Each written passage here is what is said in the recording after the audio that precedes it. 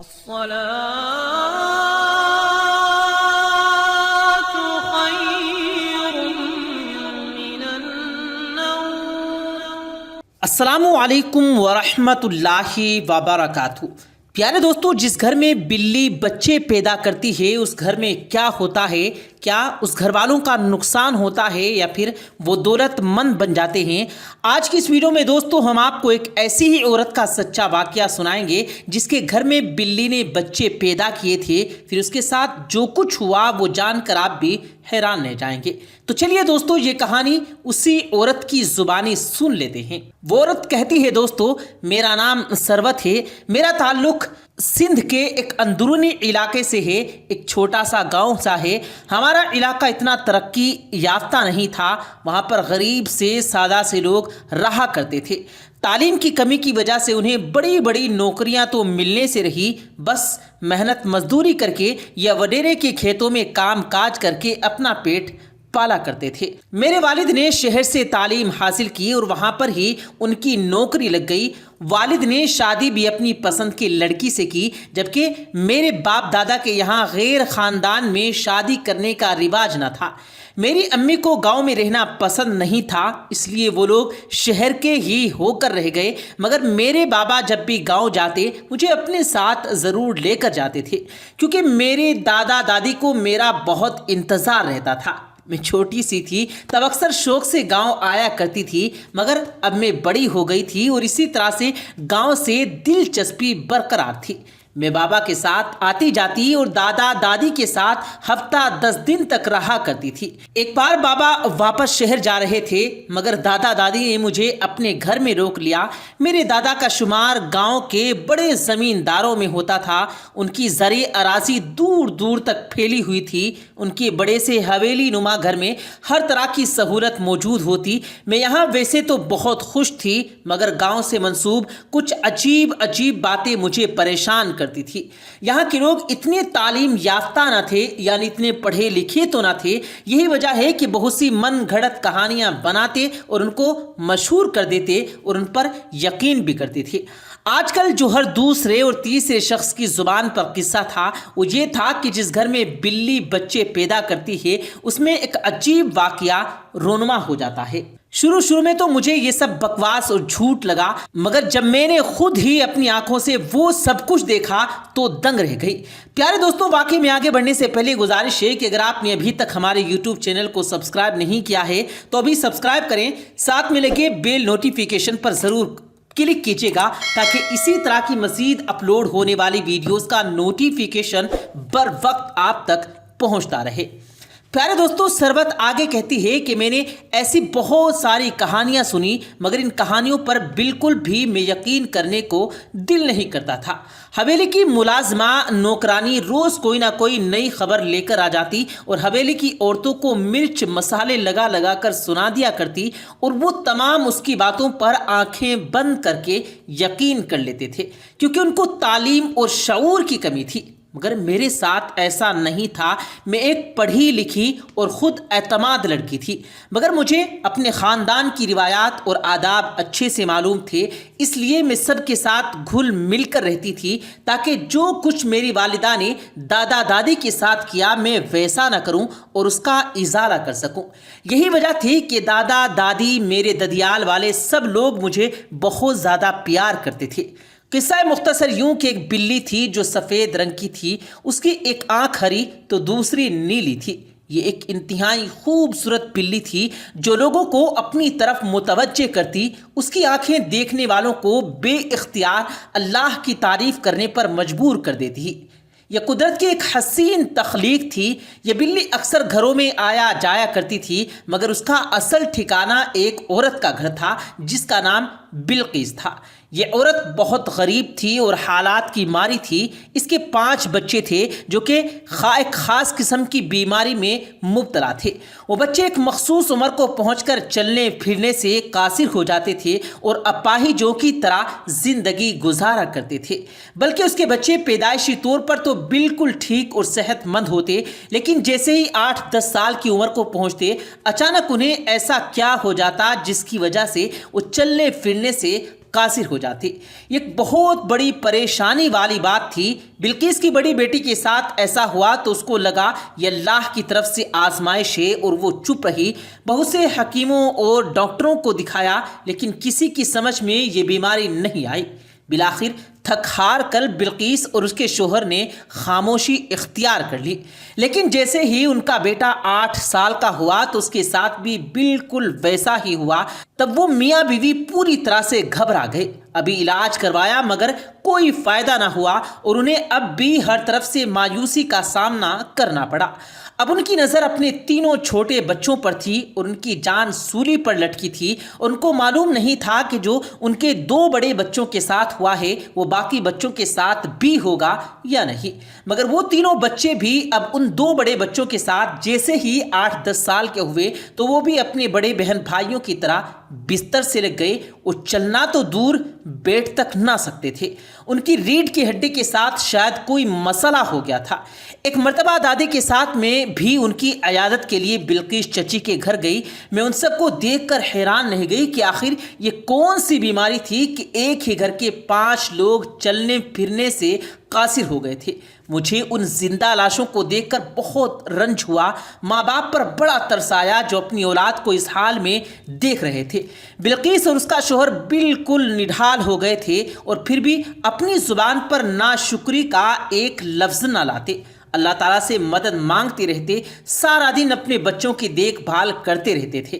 ان کے لیے کھانے کے لیے بھی کچھ نہیں ہوتا تھا، کیونکہ ان کے پاس وقت نہیں تھا کہ وہ کوئی زمینوں پر کام کرتے یا کوئی مزدوری کرتے۔ ان کے پڑوس سے ان کے گھر کوئی نہ کوئی کھانا بھیج دیتا تھا۔ میں نے دادی کو بھی اکثر کھانا کپڑے میں لپیٹ کر نوکرانی کے ہاتھ ان کے گھر بھجواتے دیکھا تھا۔ ان کے گھر میں 5 بچے تھے جو زندہ لاش بن کر پڑے ہوئے تھے، اور اب تو وہ جوان ہو چکے تھے اور بڑی امید کے ساتھ ان کی طرف دیکھتے رہتے تھے، اور جب اپنی معذوری کی وجہ سے مایوسی کی باتیں کرتے رہتے تے کہ والدین پر بوجھ بن کر بیٹے ہیں، نہ زندوں میں شمار ہیں نہ مردوں میں شمار ہوتے ہیں۔ یہ کیسی بیماری ہے، یہ کیسی بے بسی ہے، اس سے اچھا ہے کہ ہم 5 مر ہی نہ جائیں۔ اپنے ماں باپ کے لیے کم سے کم آسانی تو پیدا کریں۔ تب بلقیس دل ہی دل میں روتی رہتی، مگر اپنے بچوں سے کہتی تم لوگ بھلے مایوس ہو جاؤ، میں اپنے رب کی رحمت سے مایوس نہیں ہوں۔ مجھے اپنے رب پر پورا یقین ہے، تم 5 کے 5 ایک دن صحت یاب ہو جاؤ گے اور پھر سے اس آنگن میں گھومو پھرو گے۔ تب حفیظ اپنی بیوی کی طرف نم آنکھوں سے دیکھتا اور اللہ تعالیٰ سے دل میں دعا کرتا کہ بلقیس کا یقین قائم رکھنا مولا، کبھی ٹوٹنے نہ دینا۔ جس دن بلقیس کا یقین ٹوٹا وہ خود بھی ٹوٹ جائے گا۔ ایک دن اس خوبصورت بلی نے بلقیس کے گھر کا رخ کیا۔ اب سارا دن بلی بلقیس کے گھر میں رہا کرتی تھی، کیونکہ اس کے پیٹ میں بچے تھے۔ بلقیس بلی کا بہت زیادہ خیال رکھتی، اسے بھی کھانے میں سے جتنا حصہ بن پاتا دے دیتی تھی۔ یہ بلی بھی عام بلیوں کی طرح نہیں تھی، بلکہ بالکل تنگ نہیں کرتی تھی، اور اس پر سب کو بہت زیادہ پیار آتا تھا۔ ایک دن بلی نے 3 سفید رنگ کے خوبصورت بچوں کو جنم دیا، اور عین اسی دن معجزاتی طور پر بلقیس کا چھوٹا بیٹا اٹھ بیٹھا۔ یہ بات بلقیس اور اس کے شوہر کے لیے بہت بڑی تھی۔ وہ جو ہر جگہ سے اب نا امید ہوتے جا رہے تھے، اچانک ان کا بیٹا اٹھ بیٹھا تھا۔ تب بلقیس کے شوہر نے اپنے بیٹے کو سہارا دے کر کھڑا کیا تو ان کا بیٹا حامد خود سے چلنے لگا۔ یہ دیکھ کر دونوں میاں بیوی سجدے میں گر گئے اور اپنے رب کا شکر ادا کیا کہ پورے 10 سال بعد ان کا بیٹا چلنے لگا تھا۔ حامد کا یوں چلنا اپنے بہن بھائیوں کے لیے بھی امید کی کرن ثابت ہوا۔ وہ لوگ بھی بول رہے تھے کہ اگر حامد چل پھر سکتا ہے تو کیا پتہ ہم بھی پھر سے چلنے پھرنے کے قابل ہو جائے۔ بلقیس اس کے گھر سارے گاؤں والے جمع ہو گئے۔ سب حیرت اور خوشی سے حامد کو دیکھتے جاتے، اور آتے جاتے سب لوگوں کی نظر بلی کے خوبصورت بچوں پر پڑتی تھی۔ ہر کوئی ان کی تعریف کرتا اور انہیں دیکھتا رہتا۔ اب حامد بھی اپنے بہن بھائیوں کے چھوٹے چھوٹے کام کرنے لگا، مگر اس کے والدین اسے کام کرنے سے منع کرتے۔ اب حفیظ چچا بھی دادا کی زمینوں پر کام کرنے لگے تھے، کیونکہ گھر میں اب بلقیس کے ساتھ حامد تھا۔ حامد سے زمینوں پر مشقت والا کام نہیں کرواتے، کیونکہ وہ بہت عرصے بعد بیماری سے اٹھا تھا، کہیں پھر سے بیمار نہ پڑ جائے۔ 6 مہینے گزر گئے۔ سفید بلی پھر سے امید سے تھی، اور پھر رات کے ایک پہر اس نے 4 اور بچوں کو جنم دے دیا۔ بلقیس اس بہت نرم دل عورت تھی، وہ بلی کا بہت خیال کر رہی تھی کہ شاید کوئی نیکی اللہ تعالیٰ کو پسند آ جائے اور اس کی آزمائشیں ختم ہو جائیں۔ وہ بلی کے معصوم بچوں کے اوپر کپڑا دے رہی تھی کیونکہ سردی بہت زیادہ تھی۔ تبھی اس کی چھوٹی بیٹی کھانسنے لگی اور کھانستے کھانستے اچانک سے اٹھ بیٹھی۔ بلقیس خوشی سے چینک اٹھی اور حفیظ بھی ڈر کے مارے نیند سے بڑبڑا کر اٹھ بیٹھا۔ جب بیٹی کو اس نے بیٹھے دیکھا تو اس کی آنکھوں سے خوشی کے آنسو رک نہیں رہے تھے۔ تب حفیظ نے پہلی بار بلی اس کے بچے دیکھے تو سوچ میں پڑ گیا۔ بلقیس سے بولا، بلقیس ایک بات تم نے محسوس کی، جس دن اس بلی نے پہلی بار بچوں کو جنم دیا تھا تب حامد صحت یاب ہو گیا تھا، اور آج جب دوسری بار اس نے بچوں کو پیدا کیا تو فائزہ چلنے پھرنے لگی ہے۔ یہ کوئی محض اتفاق ہے یا اس کا کوئی کنیکشن اس بلی کے ساتھ ہے؟ کہیں ایسا تو نہیں کہ یہ بلی ہمارے لیے مددگار ثابت ہو رہی ہو؟ اس بلی کے بچے ہمارے لیے خوش بختی کا ضامن ہو کر آتے ہوں؟ شوہر کی بات پر بلقیس چونک گئی اور غور سے بلی کی طرف دیکھنے لگی۔